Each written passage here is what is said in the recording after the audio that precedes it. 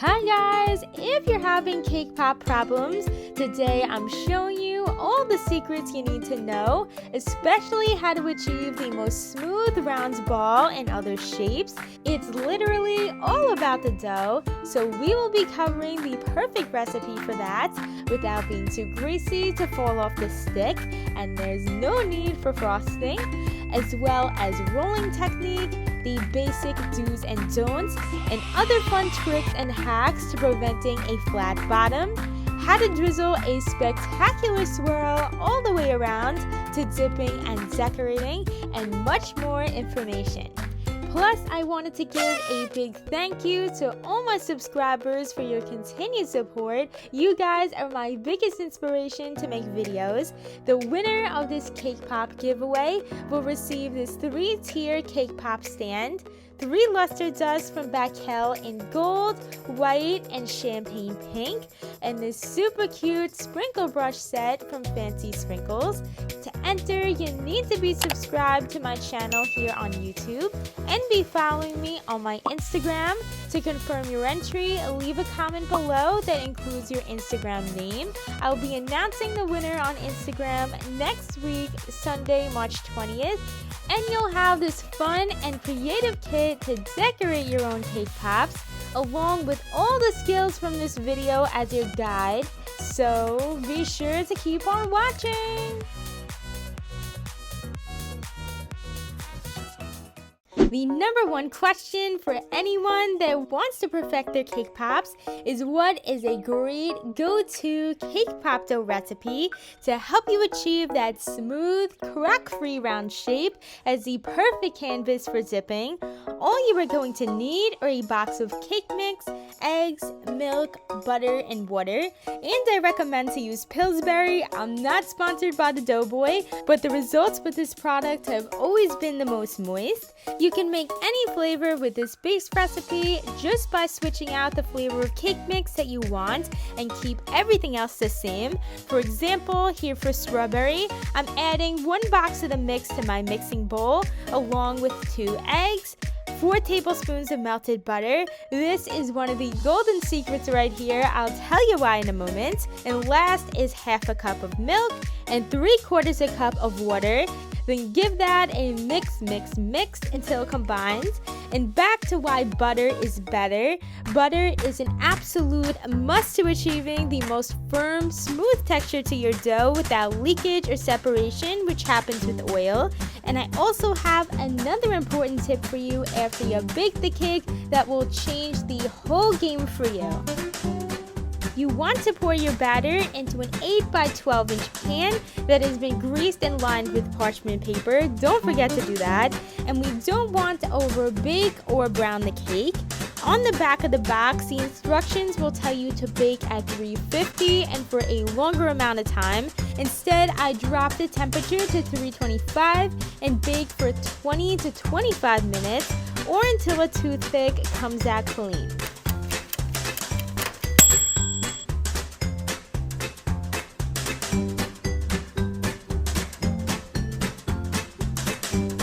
Notice how there is no browning on this cake. Now, after removing from the oven, the next step that I'm showing you is called sweating the cake. To do that, immediately cover with aluminum foil while your cake is still hot and inside the pan to lock in all the moisture for about 30 minutes. And after it is cool enough to safely remove from the pan, I'm taking large Ziploc bags and plastic wrap to continue part 2 of the sweating process. As you can see, there is condensation from covering the cake while it was hot from the oven. That's exactly what you want to see. Then I'm placing the plastic wrap over the top, and when you flip it over onto a cookie sheet, it should slide right out of the pan, which is why I can't stress enough to grease and line your pan for easy release. To completely seal your cake, cover the top and edges with another sheet of cling wrap and lock it up in 2 large Ziploc bags. I use 2 since the largest ones I have aren't big enough for this piece of cake. Just shimmy both ends inside the bags and allow the cake to continue to sweat overnight. This traps in every bit of moisture. You definitely don't want to skip this part. All the sweating is worth it and makes such a huge difference in your dough. I did the same steps for my strawberry and vanilla flavored cake. On the next day, you can remove all the wrap and slice the cake so that it is able to fit inside your mixer. I cut mine into large cubes. Before this video, my old method was to do this in a food processor. Now I throw all the cake in my stand mixer instead. It comes together so much better and it is similar to kneading a dough. When handling your cake, it will feel a bit sticky, which is completely normal. That stickiness is just from all the sweating. First, start mixing on medium speed with your paddle attachment. As the crumbs break down, they may stick to the sides of your mixing bowl, so I stop the mixer in between and scrape down the sides with a rubber spatula to ensure everything gets worked into that dough. And you can increase the speed a bit. The goal is to keep mixing until all those small crumbs form into larger pieces that eventually pull away from the sides of the bowl. The key is to get out of that stage where you see all those crumbs, otherwise it will remain a cracky dough, which we don't want. You are ready for the next step once it is smooth and firm like this when pressed together without having to add any frosting. The next essential skill you need to get down is the rolling technique, so let's get ready to roll. Grab a section of dough and place on your surface. I like to work on a silicone mat and take out my scoop so all my cake pops are the same size. Mine is actually a meatball scoop from Amazon. It's a lot easier than using an ice cream scoop. I'm scooping out the dough and breaking off the scraps that squeeze out of the top and bottom and peel the ball right out of the scoop. To streamline the process, I scoop several of these instead of scooping then rolling one by one, and it prevents you from being too much of a perfectionist, getting stuck on rolling your first one. However, your dough can dry out if left out uncovered for too long, so I take the remaining dough and store it inside a Ziploc bag until ready to use. As for the rolling technique, this way works the best for me, so I'm going to walk you through it. Start by smushing and flattening the ball of dough to soften it up. If you start rolling without doing this, there will be lots of cracks. Then begin to apply more pressure to form it into a compact patty, just like a Krabby Patty. Last, continue by gradually easing up on the pressure as you cup it in your hands and form into a smooth, round ball. I know this is something a lot of you guys struggle with. I strongly believe you will be more confident in your cake pops with these tips and much practice. They will be looking amazing, and that's how we roll. One more recap before I show you the heart shape. First, smush it up. Next, form into your compact Krabby Patty with pressure. Last, ease up your pressure as you cup in your hands and roll into the round ball. When it comes to making more advanced shaped cake pops, a smooth, firm dough is needed to hold the shape as well. I purchased all my molds from My Little Cake Pop, like this heart mold here, and I will be sure to link all the products used in this video in the description box below. To mold the heart, I scooped and rolled 2 balls because when you squeeze the mold shut, there is pressure, so it's much better to have extra dough rather than not enough in order to prevent cracks. I rolled that with the same smash, patty, and cupping method that I showed you before, and when molding, I lightly press down to flatten and fit inside, then squeeze down as much as you can to get all the excess dough out. Finish by removing the scraps away from the edges. Since there was a lot of pressure from molding, no worries at all if you spot a crack, it happens. To fix that, I apply a small amount of water over the area with my fingers. It really helps bring the dough back together as if it never happened. Carefully peel the heart out, and along the edges the mold leaves a seam, so I go over that with some water again to smooth it out. I've seen many others like to do this part with a lollipop stick. It's all up to what works best for you. For my vanilla flavored cake pops, I rolled them the same exact way. I forgot to mention before, I made them with yellow cake mix. I prefer that one since it is more flavorful than the white cake mix. Another common question is how to prevent that flat bottom on your pretty cake pops. This cake pop mold from Amazon is not the most ideal. There is a better one, especially designed for this from My Little Cake Pop. I really wanted to try it out, but it didn't come in time for this video, so I used the Amazon one. It was better than nothing at all, but the bottom on some of my cake pops stuck to the silicone. The silicone trays are flimsy, so I stored them inside of this cookie storage rack from Michael's Craft Store. However, if you purchase the tray from My Little Cake Pop, it is more sturdy, so you won't need to do that. Feel free to cover them in a Tupperware container that is big enough to fit the tray without crushing the cake balls. Although I don't recommend this mold, I gently push from the bottom to pop the cake ball out. It is almost time to dip and decorate. You may be wondering, what chocolate melts do I use and the proper melting method? For cake pops, I really like the Ghirardelli melting wafers. They are also available at many local supermarkets and Walmart. And you can use less thinning agent than Merkins, since these melts are a thinner consistency on their own. All I'm adding is 1 tablespoon of Easy Thins. They are also known as caramel crystals. And for the first round in the microwave, I start off with 30 seconds. You can use whichever brand of melts you prefer, but the key is to keep your melt at a low enough temperature while being thin enough to dip, especially with cake pops.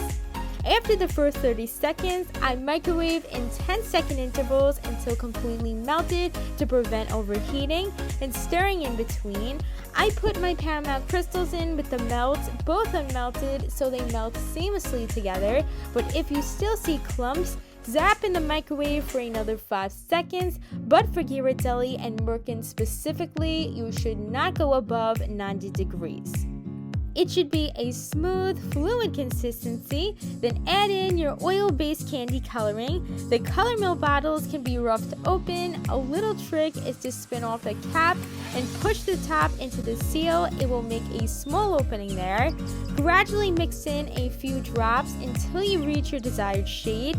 This is Color Mill in the shade pink. It is the perfect pastel pink. I also mixed the other pastel shades with Color Mill purple and Chef Master yellow, since I didn't have the Color Mill on hand.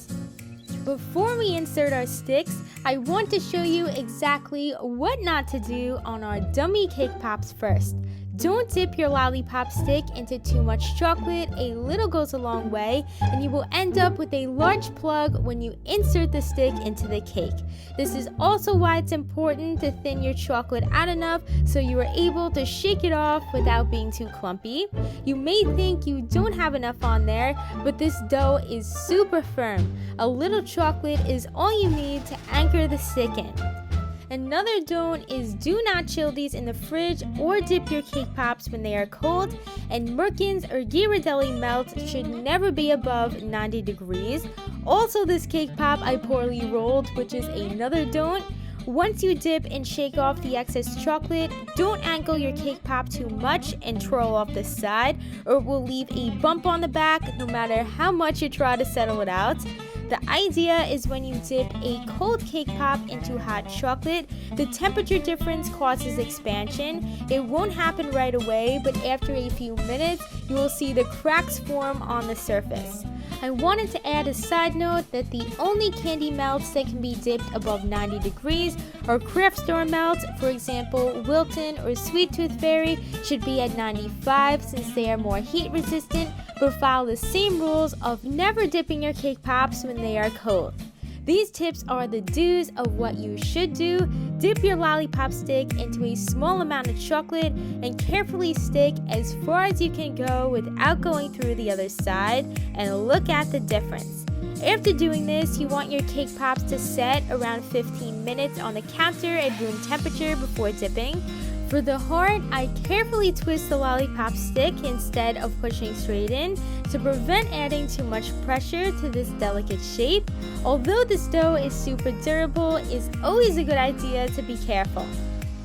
Now that it's been 15 minutes, my chocolate is ready to dip at 90 degrees. Quickly dip in and out and shake straight down, then wiggle and shake quickly as you come up to prevent that bump from forming on the back.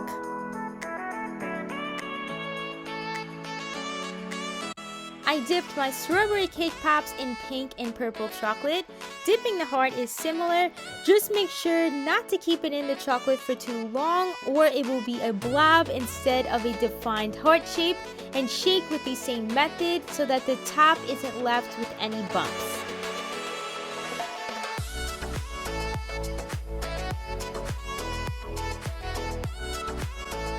And guys, if you are enjoying this video so far, thank you for stopping by my channel. Make sure you join the party and subscribe to see more of my treat tutorials every time I upload, and hit that bell to get all notifications.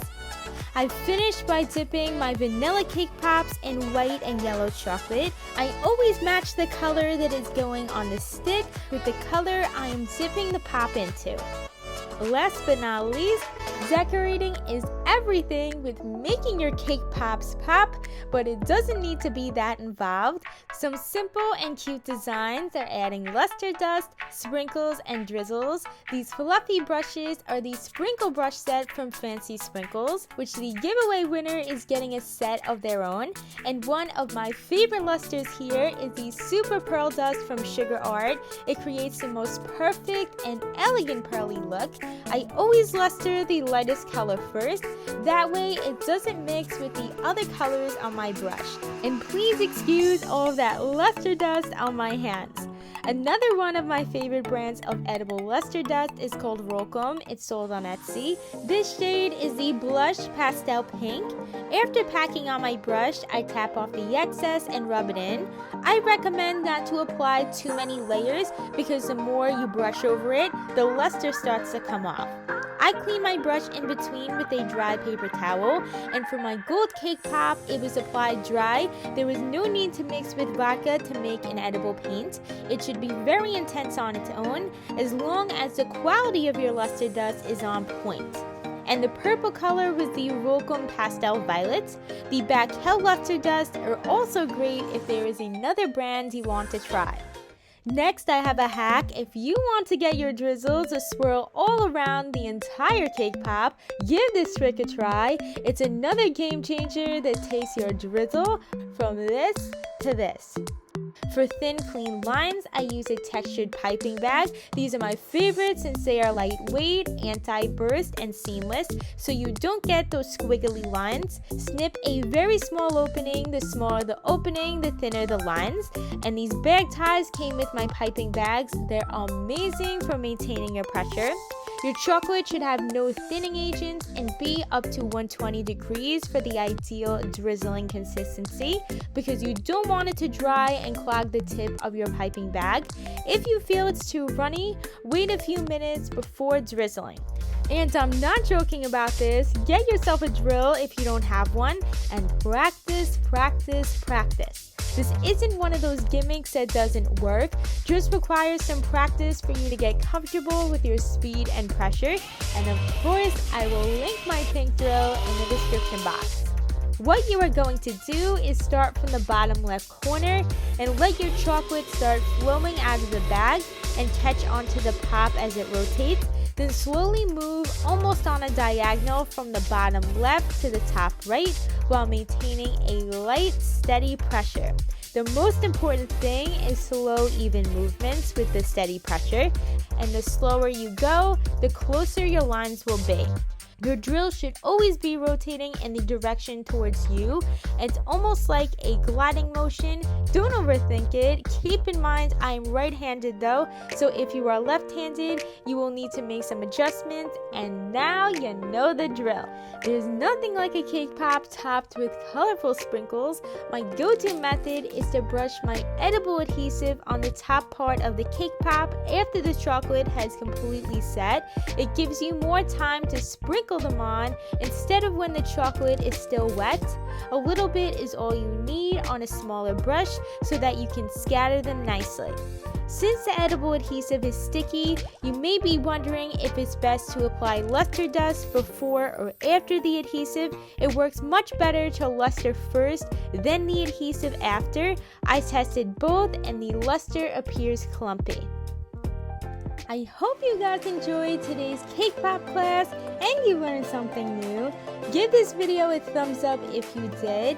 Many treat makers get discouraged when it comes to selling cake pops, but I hope that this video will change your mind so you can be inspired to master your own awesome cake pops. And don't forget to enter the giveaway. It's Christina here. Thank you so much for watching, and I'll see you in the next video.